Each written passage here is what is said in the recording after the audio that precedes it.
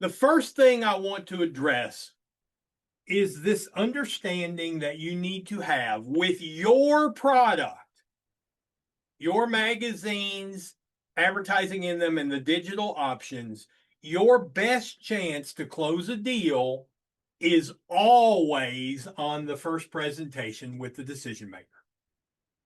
If you don't close on the first presentation, the first appointment, your chances of closing drop very fast. Now, why is this? The first thing is very simple, is you're different than everybody else. Nearly every other advertising tool operates on a more is better framework. Decisions are influenced by cost per thousand. It's a very, very easy way for business owners to compare advertising options. How many impressions, how many eyeballs will my message get in front of for $1,000? That's the way most advertising operates. Then you walk in the door and you tell them, hey, I don't go to nearly as many people and oh, I cost more. That short circuits their decision-making process. And it requires them to understand that better is better in the world of marketing. And in order for them to say yes to your offer, they have to understand that. So you're walking in swimming upstream against every other ad salesperson that has ever walked in their front door. And so in order for them to say yes for you, they have to have a much deeper understanding of advertising and marketing than they do with the other products. Now, from that, when do they have the best understanding? They have the best understanding of what you do and what you bring to the table when you finish your first presentation. Every minute that passes afterwards reduces their understanding. They forget what you told them. A week later, they remember, hey, David's got this magazine that I kind of like. They don't remember who it goes to. They don't remember the focus on high-end homes. They don't remember the fact that these high-end homes are where the profit comes from. They don't remember all the variations of the digital offerings. What they remember is you kind of had a magazine they kind of liked. The value you offer to them declines as their understanding and clarity decreases. So the more they forget, the less value they see in your product. And here's the key to all sales. People buy when the perceived value is higher than what they're being asked to pay. That's what all sales boils down to. The perceived value, if it is higher than what you're asking them to pay, they buy it. If the perceived value is less than what you're asking them to pay, they don't. So as time passes and that perceived value drops, the likelihood that they will buy starts to go away. And after about 3 days, it goes to near zero. And it is why the first appointment close is essential for successful publishers. Now, step one to closing on that first appointment. Step one, you got to change your mindset. I can't tell you how many publishers I've worked with over the years that consider it a win if they did a good presentation.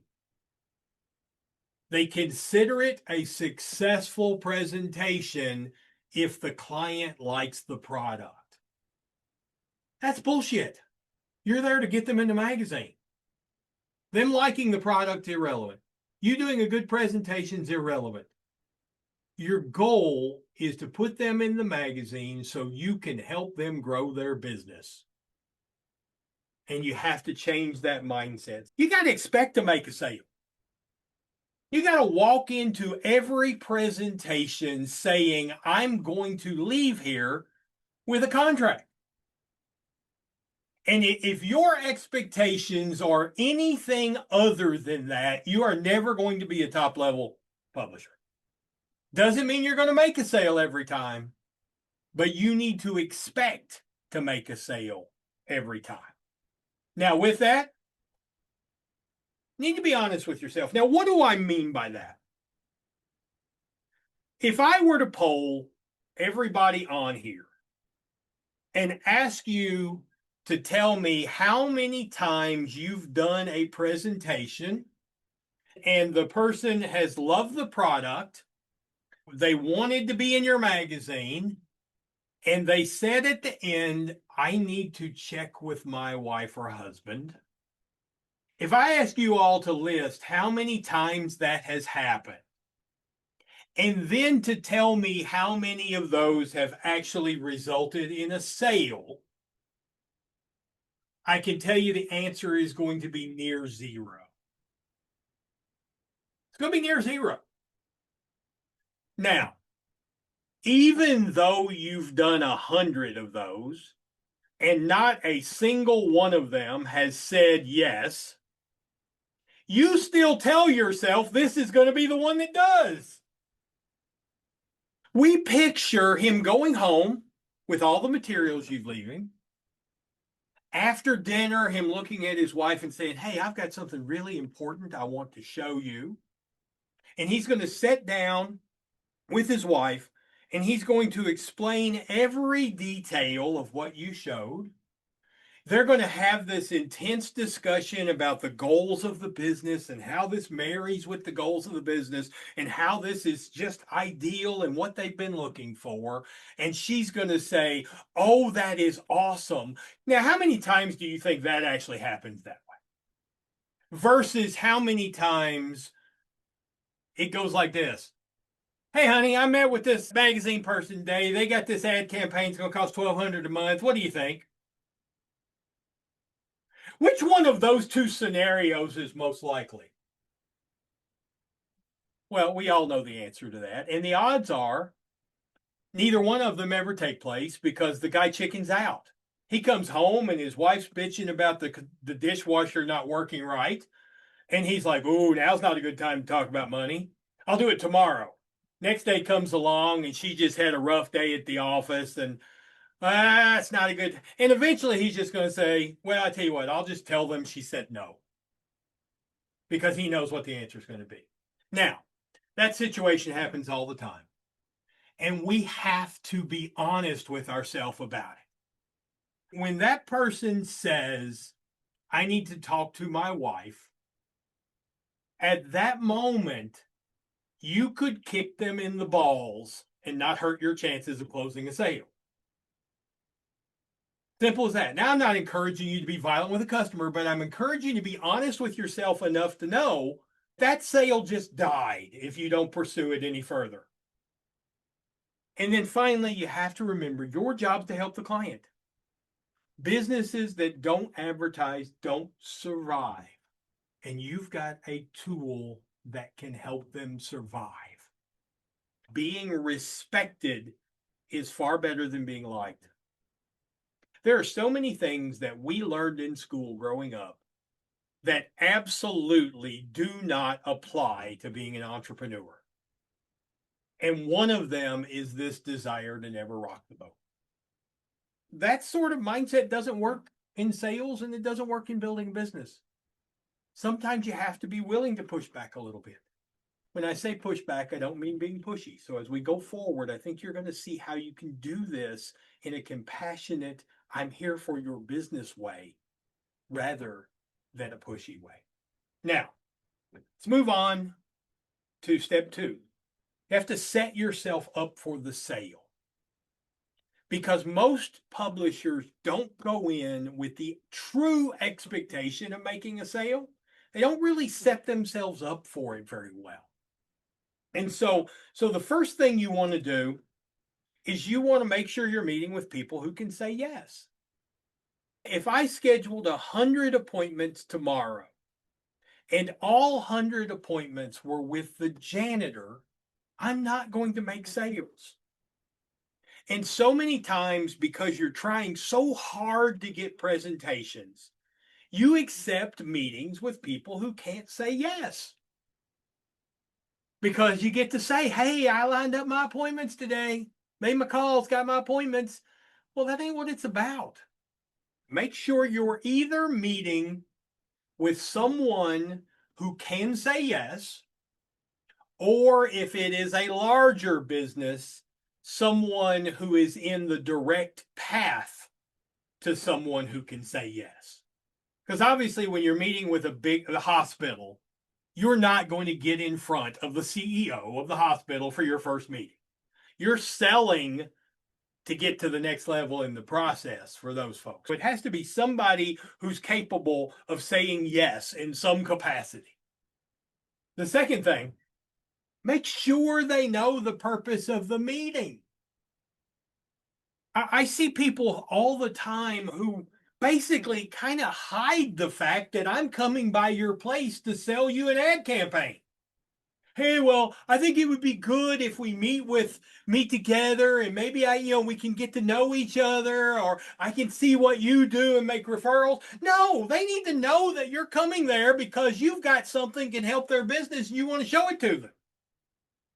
They have to know why you're meeting or you're not going to make sale. The purpose of the meeting has to be clear. Hey, I've got this great tool that I think will take your business where you want it to go. I'd love to come by and see if it's a good fit for you and maybe see if we can become partners. They have to know why you're there. And if they think you're showing up because there's a chance you're going to put them on the front cover of your magazine and you start talking about an ad campaign, you ain't going to make sale. You ain't going to make sale. So keep that in mind. When I was a competitive public speaker, the simple rule of a speech is you introduce yourself, you do what's called an internal preview. And that internal preview lets the spectator know what's coming. So they don't have to sit there thinking, I wonder what's coming next. And they can engage with what you're talking about. You need to do that in your presentation. It doesn't matter what language you use. You want to use something that's comfortable for you, but it needs to accomplish setting the expectations ahead so the person doesn't sit there and wonder when you're going to drop a bomb on them. So I just always like to say, hey, I think I've got the perfect tools to help your business grow. Of course, you're the one that will ultimately decide that. I'm going to walk you through what we do, how it will help your business, and how I can do it better than anyone else. And if you've got a video to show, mention the video. We're going to watch a video. If you're going to walk them through your magazine, then we're going to take a little tour of the magazine and look at the things that I do that no one else does that can help your business in ways you might not even notice. And then at the end, I'm going to ask you to come on board as a partner with me. Does that sound like a plan? They will always say yes. And what you have done is you have set the tone that they know at the end you're going to ask for the sale. And so they're going to view and engage with what you're saying at a different level because they now know you're going to ask for the sale. So they're going to be paying close attention to what you say and how it helps them. When before, without you saying that, they're just interested and curious about what you do. So that simple line changes the way they watch the rest of your presentation. Next up, step 3, you need to structure your delivery. Your visit with that client on the very first time has many components to it that have to be executed correctly in order for you to close the sale. Now, first thing you need to understand is it has 2 main structures. The first is the presentation itself. And the presentation itself this is where you talk about your product. This is when you tell them what you're doing and you get them excited about being in the magazine and how it can help their business. The second part is the close. This is when you make them feel comfortable saying yes. Those are two entirely different things.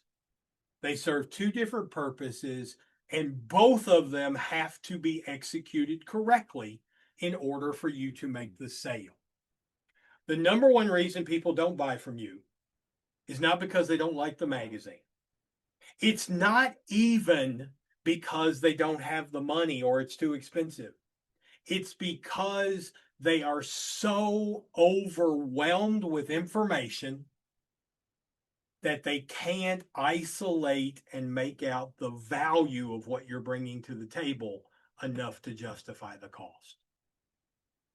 We always, all of us, will buy things that we might not can afford if we think they will provide more value than we're being asked to pay. And if you don't have that clear structure, that is not going to happen. So let's break this down a little bit more. Let's break it down. Let's look at the presentation itself. The presentation itself, first and foremost, needs to be delivered with confidence, high energy, and passion. Now, passion, delivering something passionately means something different to me than it does to each of you. And so you have to know where that is for you, because you don't want to try to present something you're not. Like if you're not a guy that's just over the top energetic and you try to be, it's going to come across as fake. So you have to figure out, what does confident, high energy, and passionate look like for you? And that's who you need to be during the presentation. What we forget is all of those insecurities that we fight daily, that tells us we're not good enough, or we're not an expert, or we're not qualified to do this, or I'll never be one of those people. All of those internal struggles are taking place inside the mind of your customer as well. Your customer often lacks the confidence to make marketing decisions, and that's often why they avoid them. People's biggest fear is making a bad decision. And they don't recognize that often not making a decision is a bad decision. If they don't have the confidence in their understanding of advertising and marketing to make a decision on an ad campaign, they need to borrow that from you. And if you're confident, if you're passionate about what you're doing, if you have this high energy and just this overwhelming aura that says, I believe this will help your business, that sways their confidence level as well, and will sometimes give them the confidence they need to make a decision later on. The second thing about the presentation, it must be focused on their business and not your business. How does what you are doing solve a problem they face? The presentations do a great job of telling that customer what your magazine does, but it doesn't connect the dots. That business owner doesn't think about their business very much. They're too busy doing their business.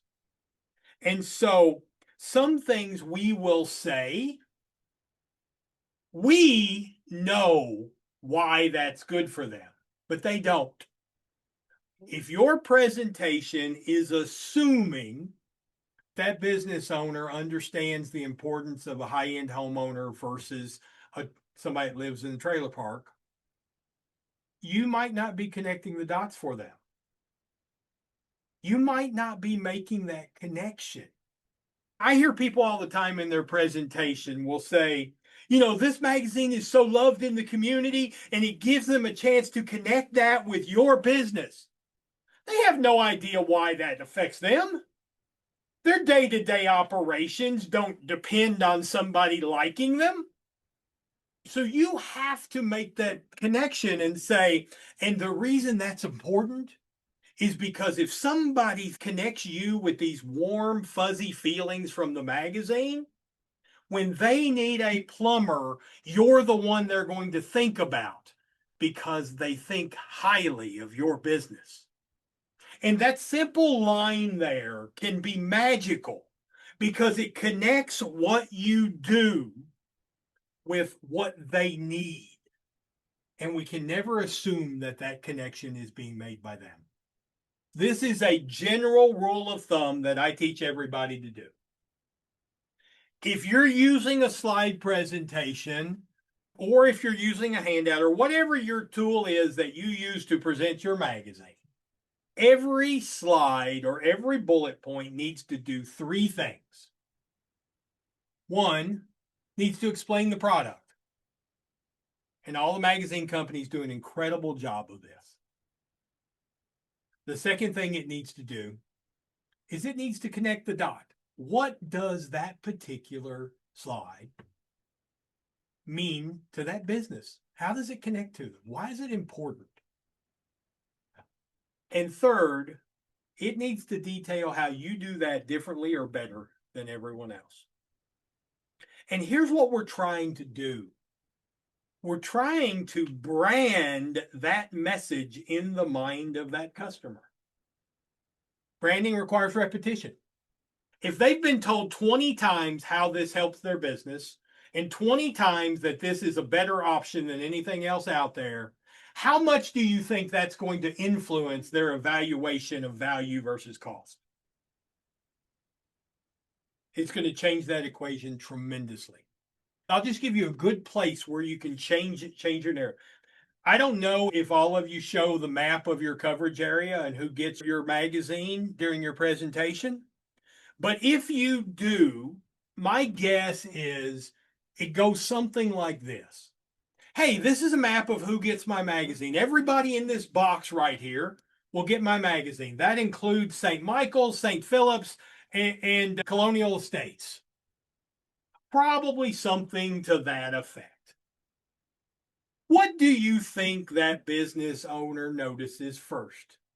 Do they notice the box that gets your magazine, or they notice all the empty spaces outside that box that don't? They probably notice how many people aren't getting your magazine. And you're not explaining the difference between the two. Why it's important to. So compare that version to this version. Hey, this map shows who gets the magazine. We go to St. Michael's, St. Philip's, Colonial Heights. The reason that we go to these folks, research shows that the high-end homeowner is where most of your profit comes from. And we know if we narrow that down, we're going to engage them in the magazine more closely, which means they're going to be engaged with your business in this area. Now, I connected the dots for them. I explained why what you're doing is important and relevant to what they want to do. They want to make more profit. And I tied that together. Now, the close. The close needs to be delivered with compassion, empathy, and understanding, with the goal being clarity. So many times I see publishers that want to make sure that the client knows everything that is possibly available to them in every situation so that they can decide what is the absolute best option for them. Well, here's the problem. When you try to do that, you make the water very muddy. And the more confused and overwhelmed a client is, the less likely they are to buy. The easiest thing to do is simply not make a decision. If you were to take everybody who you've met with who didn't buy and divided them into two categories, you're going to have one category of people who decided, no, I don't want this. But you are going to have a much larger category of people who just simply decided not to make a decision. They just didn't buy in your magazine by default because it allowed them not to make a decision. And that's why clarity is essential in the process. The next thing you need to do is you need to guide them towards a single option. One option. If I walk into a shoe store and there is one pair of shoes that fits my feet, it is going to take me 30 seconds to decide whether I buy them or not. If there are 400 pairs of shoes that fit me, I will be there for 6 hours and still probably leave without a pair of shoes. Because it will go from picking a pair of shoes to not picking the wrong pair of shoes. And the moment I start focusing on not picking the wrong pair, I will never make a selection. And it's the same way with your businesses. So you have to narrow it down to one decision and one decision only. And you have to tap into yourself as a trusted, knowledgeable expert. You have to make recommendations. You have to steer them. Think about this for a second. Imagine you go home and your kitchen is flooding. You pull out your phone, you call the plumber. The plumber shows up, and by this time you're standing about ankle deep in water in the kitchen. And the plumber walks in and starts listing over and over again the hundreds of different ways that he could stop your sink from flooding. But he doesn't suggest anything. He leaves it up to you, the homeowner, to decide how to fix your sink. How much trust would you have in that plumber? How much would you want to do business with that plumber? You want the plumber that walks in, looks at it, and says, okay, here's what we need to do. I need to go in there real quickly. I need to turn the water off. I need to cut it off here, replace that with a new PVC pipe, and I could probably have that up and done in 30 minutes. Do you want to do that? And then you say, yes, that's what I want to do. We often take the first approach. We present all of these different options to someone who doesn't understand advertising and marketing, and then ask them to pick something from that menu that works for them. You have to establish yourself and say, this is what I think you need, and here is why. That doesn't mean that they have to take that. Maybe they want copper piping instead of PVC. And if they want copper piping instead of PVC, guess what? Me, the plumber, will give them copper piping. But I don't throw everything out there and expect them to make a decision from all of that. I guide them to what I think is the best decision for their business. Now, if that decision is too expensive, we'll work from there, and I'll talk about that here shortly.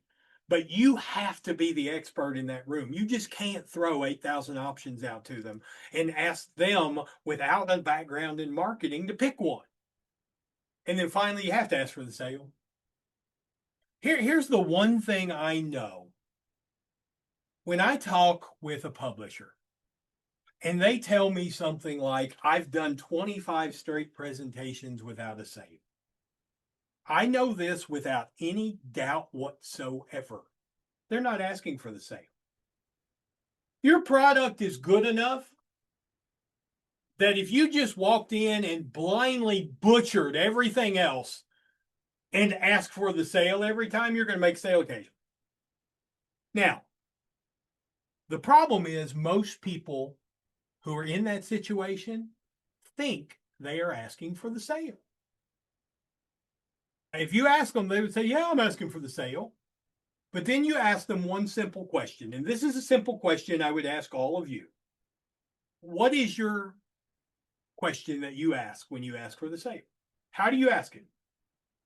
And if your answer starts with anything other than a sentence that sounds, "Are you ready to start your campaign today?"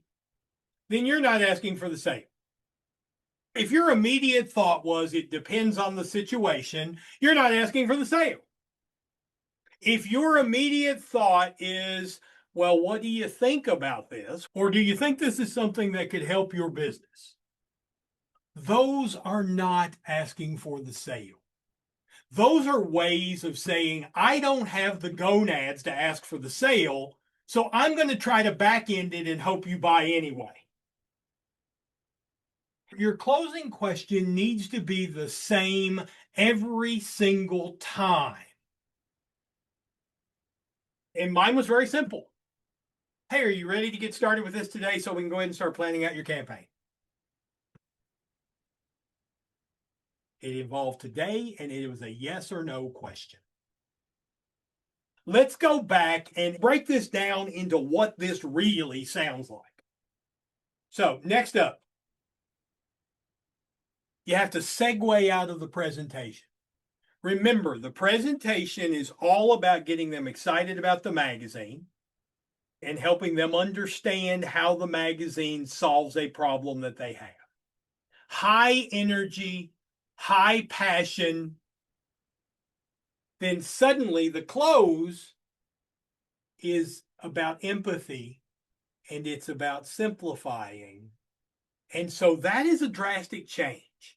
If you go from high energy to empathy immediately, you're going to create some kind of gridlock there. So here's how you segue from the presentation into the close. The first thing you do is you ask this question: if money wasn't an issue, would you want to be a part of this magazine? What this does is it takes every objection off the table except money.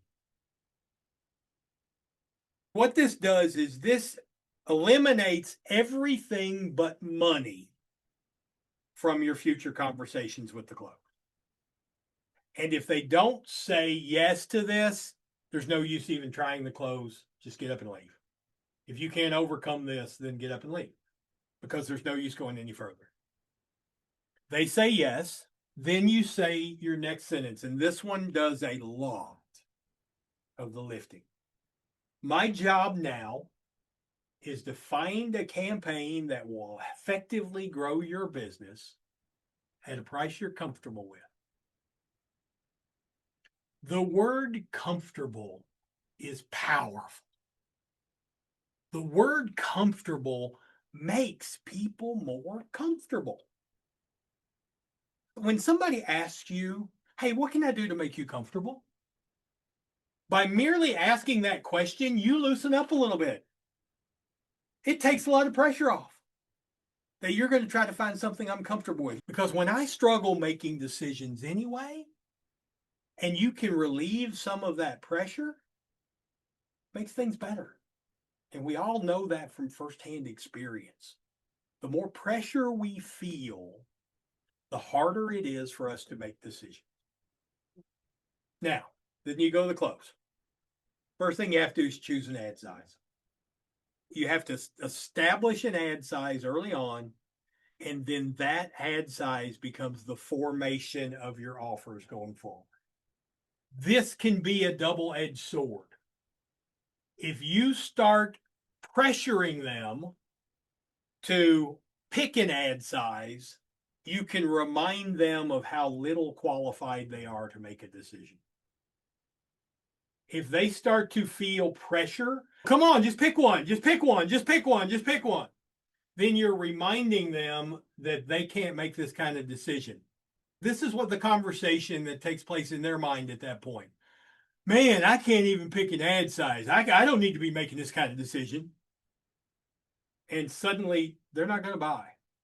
When you ask for the size, give them 3 seconds. Give them 3 seconds.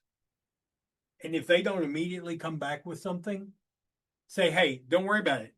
This is a hard decision. Just about every business owner struggles picking an ad size. What did I just do? I normalized their struggle. I took pressure off of them. Well, it's not a big deal that I can't decide because other people can't either. Every business owner thinks that all the business owners around them have their shit together. And they don't. They think they're the only one with that kind of struggle. Reminding them that they're not and normalizing the difficulty of this decision takes a lot of pressure off. And that's what you're trying to do. You're trying to make it easy for them to say yes. Then what you do, you pick one and you explain why you chose that one. Hey, I tell you what, I've worked with a lot of plumbers in these magazines over the years, and they really like this half page. So I tell you what we're going to do. We're going to start with this half page because it gives you a strong presence, shows that you're a dominant, that you're very successful, but it also isn't the maximum. So let's just start here. If it turns out that you're not comfortable with that later on, we can always adjust it. Does that sound like a game plan? And they're going to say yes because I'm making it easy for them. And then we move forward on through the rest of the close. Now, after we've picked an ad size, that's when we talk about, duration and the digital products and all that kind of stuff and move on. And then you get to the end and you want to give them 3 options. You want to give them 3 options. Now, the first thing to remember is these 3 options need to be nearly identical with only 1 or a maximum of 2 variables. The reason they need to be identical because there is an inverse square law in decision making. If I only have 1 decision to make, it's easy. If I have 2 decisions to make, it's 4 times as hard. If I have 3 decisions to make, it's 9 times as hard. If I have 4 decisions to make, it's 16 times as hard. When you come in, and I see people do this all the time, they will give 3 options, but the 3 options will be the 8th page on a 3-year agreement with this digital product here. The next one will be a 1/4 page with a 12-month agreement with these digital products. The third one will be a 3-year agreement on a full page with everything. And so the person's having to make a lot of different decisions at once. The most common way of doing this is just simply to go with duration. Your duration, and then you add some extra bells and whistles in the third one, just enough to fluctuate. Because the secondary thing you need to do with these 3 options is you need to create a Goldilocks situation. What do I mean by that? Your first option needs to be the highest price they see. That bed is too hard. The second option needs to be the lowest. Go the full discount or whatever discount you can offer. Don't offer full, and I'll explain why here in a little bit, but bring like a whatever discount you can put there. And it needs to be substantially cheaper than the first option. The third option is the one you want them to buy. It needs to be in the middle, and it needs to have a significant bell or whistle that the first 2 don't have. When you do that, a couple things you want to remember here. When you talk about the difference between prices, do not talk about percentages. People don't think in percentages. Which one of these sounds like more? If you go with the second option, you get 20% discount. Or if you go with this second option, you're going to save $200 a month or $2,400 a year that you get to keep in your pocket just by going with the longer duration. Which one of those sounds like more money? Which one of those sounds like more of a motivator for action? the dollar values do. Next, you want to present these options in a way that makes the third one stand out. You want to talk about that first one as in a ho-hum way. You want to talk about that second one in a ho-hum way. And you want that third one to rock. Because once again, your goal is to make them comfortable making a decision. So let's say you've gone the duration route. Hey, this first one, short agreement, highest price. It's usually for people that just aren't sure this is the right market for them. This second one here offers a significant savings, save you $2,500 a year by just going ahead and committing for the full time. But take a look at this third option. Here's what you get with it that you don't get with these other two. So what have I done? I've made it easy for them to pick which one is best one. And then I simply ask the question, which option is best for your business? You don't ask them for the sale at this point. If you were going to pick one of these, which one's best for your business? And then as soon as they say the third one, or they may not, maybe they pick one of the other ones. If they do, it doesn't matter. You roll with it. But as soon as they pick one of the three options, you get rid of the other two. Take them off the table. So the only option they're now seeing is the one they just chose.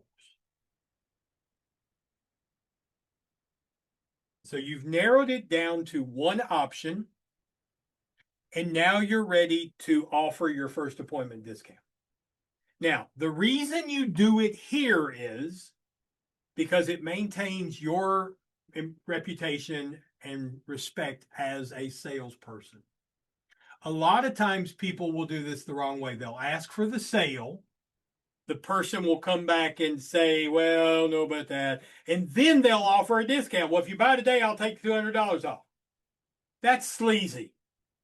That's the equivalent of showing up at the car lot and having a budget of $20,000. The cars cost $22,000. The guy won't budge. When you start to drive off the lot, he comes running across at you and says, hey, I talked to my manager. He'll do 20. You might buy the car, but you will never respect that salesperson. And you probably will never respect your car either. And the first time the check engine light comes on, you'll want to get rid of it. The way you maintain that is you offer your first appointment discount before you ask for the same. And you do this by first explaining the value of time, because that's what this is really about. You're very busy running a business. They're very busy running a business. The single most important commodity that you have is your time. The single most important commodity that they have is their time. You want to explain that to them and say, hey, the last thing either one of us needs is to try to schedule a long series of meetings to decide this. I get the impression you really like what we're doing. You see how it can help you. If we can make a decision today, I can knock an extra $200 off of that price, which will save you an additional $2,500 a year if we just decide today. With that in mind, are you ready to begin this campaign at this price so we can go ahead and start planning out how to make it most effective for your business? So once again, $2,500. $2,500 is a lot of money to make a decision today instead of tomorrow. Now, at that point, they're either going to say yes, in which case you start writing it up, or they're going to say something like, I need to think about it. Or I never make these kind of decisions on the first appointment, which is bullshit. They buy that Reese's cup at the checkout counter at Walmart just like the rest of us. But that's their defense reflex answer to being asked to buy something. And you have to understand that. Now you have to handle the objection. The first thing you do is recognize objections are part of the process. Now's when the real sales begin. Recognizing objections don't mean no. They don't mean no. Sometimes people need to feel like they did their due diligence and made you earn the sale. Sometimes people need to feel like they made you work for it.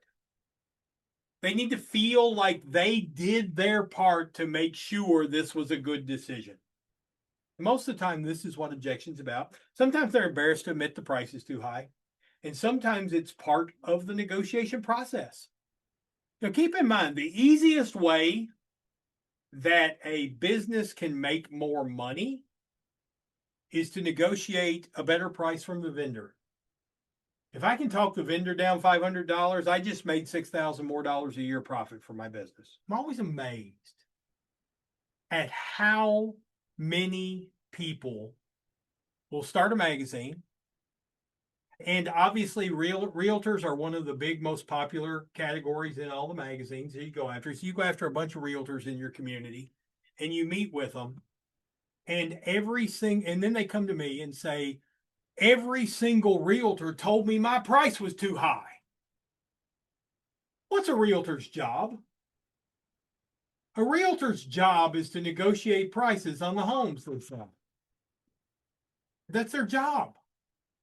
How does every negotiation with a realtor start? It starts by saying, oh, wow, that home's not worth that. You've got your price too high. Or the other end of it, defending the high price if you're trying to sell it. So realtors' entire job is to negotiate pricing. What do you think they're going to tell you when you're presenting a presentation to them? Every single deal they ever broker starts by telling the seller their price is too high. And yet you're surprised when they do that and you think it's truly reflective of your price. It's understanding that that's part of the process. Now, how does this look in play?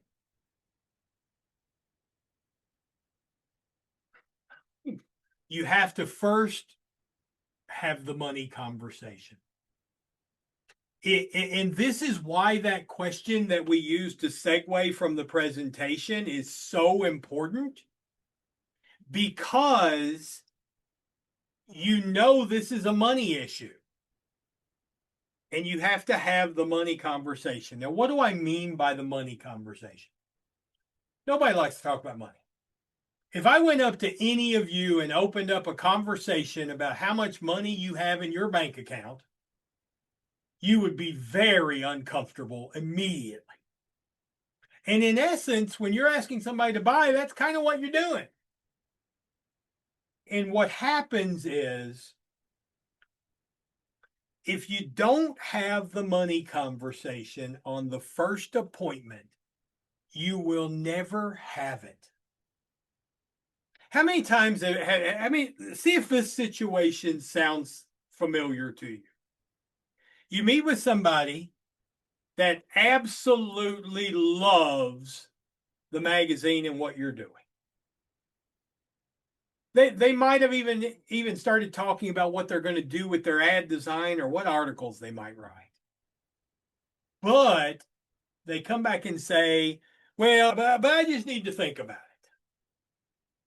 And then you call them back the next day and they don't answer. And they don't return your call. You call them back a couple days later and they don't answer. And they don't return your call. And suddenly you realize you're being ghosted. Anybody ever get ghosted on a follow-up? The reason you get ghosted on a follow-up is because when the phone rings, they look down and they're like, oh, it's Jan calling. If I answer this phone, I'm going to be asked to talk about money. I don't like talking about money. I'm just not going to answer. Because now on your end, you're thinking, I'll call them back. If it turns out the half price is too expensive, I can then talk to them about the quarter page, which doesn't cost as much. Because you actually think that conversation is going to take place. It's not. because you gave them the power to determine when a conversation takes place that they don't want to have. You lost the sale. Because before the sale can take place, you have to have that conversation about money and figure out what they are comfortable spending. And if you don't have it when you control it, it ain't going to happen. So the line to use in this situation is, just a minute ago, you said that if money wasn't an issue, you'd want to be in the magazine. Can I assume you're just not comfortable with that price? And what did you just do? You initiated the money conversation in a very comfortable, non-pushy way. Can I assume you're just not comfortable with that price? Then the next step, as soon as they say yes, which they will always say yes, you take the previous offer off the table.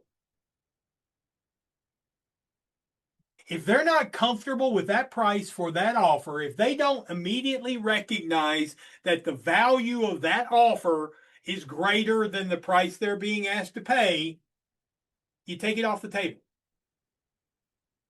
People, if the value is much, much higher than what you're being asked to pay, they will always buy. If the perceived value is much, much less than what you're being asked to pay, they won't buy regardless. It's when the two are close that you get the people avoiding the decision. And here's the thing. When they say they need to think about it, they're not blowing smoke up your ass. They really do need to think about it. They need to evaluate the offer. They need to move some money around. Usually that means that they want to buy, but they aren't confident enough to buy. And so they're thinking that between now and when you call back, they're going to find the strength to say yes, but they're not going to. Unless they win the lottery between now and Monday, they're not going to find the confidence to say yes. So you take that previous offer off the table. And then you come back with, are we in a ballpark, the parking lot, or way out in outer space? And this will tell you how close you are to them being comfortable. If they say we're in the ballpark, you turn around and you take some of your digital away, or you make a small tweak here or there. You come back and you ask for the sale again. They say you're in the parking lot, you make some bigger changes and come back. If they say you're in outer space, you drop it way down. But then you create an offer based on their answer to that question, and then you ask for the sale again. And you continue to go through that process. Now, keep in mind, that's not pushy, because every time you ask, it's for a different offer with a different value set at a different price. It's not like saying, hey, do you want to buy? No. Do you want to buy? No. Do you want to buy? No. Do you want to buy? No. That's being pushy. Okay. You didn't want that one, but you do acknowledge that this is overall something your business needs. Let's look at this next offer and see if maybe this is where you're comfortable with. Okay. We're still not there yet. So let's bring it down a little bit more. Remember, my job is to find something that will help you grow your business at a price you're comfortable with, and bring that all the way back to the lowest possible offer you can put on the table. And then at that point, you just assume the sale. Say, okay, well, this is really the entry level. I think you've expressed that this is something that will help your business, that you would be in here if money wasn't an issue. We've now got it down to clearly where the value of what you're getting back here for your business is greater than what we're paying. Are you ready for me to write that up? That last question, are you ready for me to write that up? Now requires them to say no. It's not about they don't want to be in the magazine, it's about they don't want to make a decision. And suddenly, them saying no is the decision they have to make instead of them saying yes. And so, them avoiding making a decision means you leave there with a contract. And you are much, much, much better off leaving with that smallest campaign and being able to build your relationship with them than you are leaving with the possibility of the 2-page center spread tomorrow. I do want to mention at the end, I do have a product out that is all about handling objections. Obviously, every situation is going to be entirely different. One of our biggest fears is the unknown and our fear that we might not be able to handle the unknown. It's what stops us from making our cold calls. Because what if somebody says something that I don't know how to respond to? It's what stops us from pushing back and going into more detail in our presentations. Because what if they ask me a question I can't answer? And finally, it's what stops us from often handling objections because we don't want to just seem like an idiot if we say something that's not there. What this course is designed to do is to give you the framework that makes sure that you, with a few very simple understandings, are able to handle any possible situation. It'll also teach you to understand your clients in terms of why they ask certain questions and how to identify, is this a legitimate objection or is this just their insecurities firing up? You'll stop selling customers and start selling profit. I didn't talk much about that in this particular workshop. Those of you who've been on other workshops know one of my big things is understanding that advertising and marketing, especially in your magazine, has the ability to do so much more for a local business than simply getting them leads. Most advertising companies sell we're going to get you more leads. We're going to get you more leads. For a lot of businesses, leads is not the answer. And there are actually 5 metrics that a business can control, which will increase their profit. And your magazine is one of the few tools that has the ability to manipulate any of those 5 metrics. Once you understand that, it's easy. The objections just fall into place because most of the objections that you ever get with your magazine are based solely on a misunderstanding of how advertising and marketing works and how it impacts businesses in ways that come into play. That's addressed in here. And finally, you just get from all those things, you get the confidence and clear to move forward with no hesitation. Because that's where we struggle. We hesitate when we're making our calls. We hesitate in the middle of the presentation. And we hesitate when it's time to close in the objections because we're just not confident in what we do. So if you're interested in that, it is a one extra sale page for the course. If you're interested in any of this, the best thing to do is for us just to schedule a one-on-one assessment. This is about a 30-minute meeting where I actually break down and we go into where your actual struggles are, and I will recommend what the best course of action is for you going forward. Look forward to meeting with you. And now I'm just going to open it up for questions and go from there.